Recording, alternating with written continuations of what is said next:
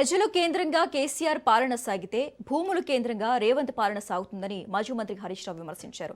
అసలు ఏ ఉద్దేశంతో 22A తెచ్చారని ప్రశ్నించారు. పేదల భూములను లాక్కుని అమ్మకానికి పెడుతున్నారని ఆరోపించారు. పార్కులు, ప్లాట్లు, అసైన్డ్ భూములు ఏది వదలకుండా విక్రయిస్తున్నారని మండిపడ్డారు.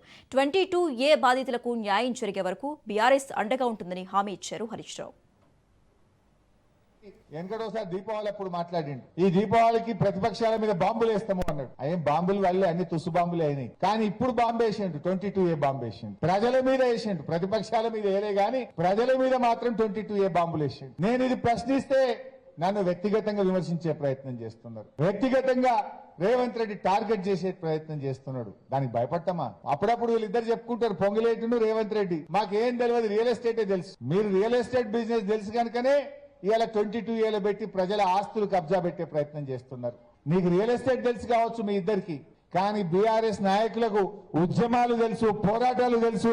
మీ మెడలు వంచి ప్రజల పక్షాన నిలబడడం కూడా మాకు తెలుసు. రేవంత్ రెడ్డి తమ్ముడి కంపెనీకి 100 కోట్ల విలువైన భూమిని ఇవాళ అడ్డికి పావుషేరుకు కట్టబెట్టినారు. ప్రజల భూములేమో ప్రభుత్వ ఆస్తులుగా, ప్రజల భూములనేమో 22Aలో నిషేధిత జాబితాలో పెడుతున్నారు. ప్రభుత్వ భూములేమో ఆయన కుటుంబ సభ్యులకు కట్టబెట్టా ఉన్నాడు. ఈ రకమైనటువంటి పరిస్థితి. ఇటు ఎస్సీ, ఎస్టీ, బీసీల భూములు 1,00,000 ఎకరాల అసైన్డ్ భూములు లాక్కున్నది ఈ కాంగ్రెస్ ప్రభుత్వం. పట్టాలు ఇస్తామని చెప్పిండ్రు, పట్టాలు ఇవ్వలేదు. కానీ వాళ్ళ దగ్గర ఏదో 20 లక్షలు 30 లక్షలు ఇచ్చే భూములు తీసుకొని పారిశ్రామికవేత్తలకు కమిషన్ల పేరిట కట్టబెట్టే ప్రయత్నం జరుగుతూ ఉంది. కేసీఆర్ గారు ముఖ్యమంత్రిగా ఉన్నప్పుడు ప్రజలు కేంద్రంగా పరిపాలన కొనసాగించారు. రేవంత్ రెడ్డి ముఖ్యమంత్రి అయిన తర్వాత భూములే కేంద్రంగా ఈ రోజు పరిపాలన కొనసాగుతా ఉంది. విద్య, వైద్యం, infrastructure, drinking water, power sector, ఇది బీఆర్ఎస్ పాలన. మరి రేవంత్ పాలనలో ఏం జరుగుతా ఉంది? ప్రభుత్వ భూములు ఉంటే అమ్మకానికి పెట్టడం, ఎక్కడ భూమి ఉంటే దాన్ని అమ్మడమే అమ్మడం. ఆయన పార్కులు ఇడవడు, ప్లాట్లు ఇడవడు, గజాలు ఇడవడు, ఎకరాలు ఇడవడు, అమ్ముడే అమ్ముడు.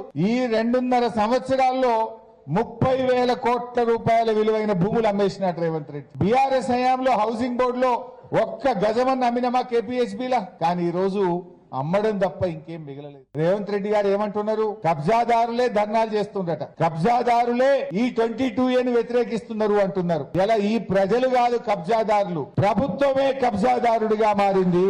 ప్రజల ఆస్తిని రాత్రికి రాత్రి నిషేధిత జాబితాలో పెట్టి ఈ ప్రభుత్వం కబ్జాదారుడిగా మారింది తప్ప ఈ ప్రజలు కాదు కబ్జాదారులు. నువ్వే కబ్జాదారుడిగా మారి ప్రభుత్వ భూములు అమ్మవర్తివి, అసైన్డ్ భూములు లాక్కోవర్తివి, ప్రజల పట్టా భూములను నిషేధిత జాబితాలో పెట్టి ఇవాళ ప్రజల్ని కూడా ఆగం చేస్తా ఉన్నావు. అసలు ఎవరైనా హైదరాబాద్ లో గుండె మీద చేసుకుని హాయిగా నిద్రపోయే పరిస్థితి ఉన్నదండి? ఎప్పుడు హైడ్రా వస్తుందో, ఎప్పుడు 22Aలో పెడతారో, ఎప్పుడు ఏమైతుందో అనేటువంటి ఒక ఆందోళనలో ఈ హైదరాబాద్ ప్రజలు బతుకుతా ఉన్నారు. రేవంత్ రెడ్డి వచ్చినాక హైదరాబాద్ బ్రాండ్ ఇమేజ్ ఇవాళ మంట కలిసిపోయింది. అటు 22A, ఇటు హైడ్రా, ఎంత తుగ్లక్ నిర్ణయాలు.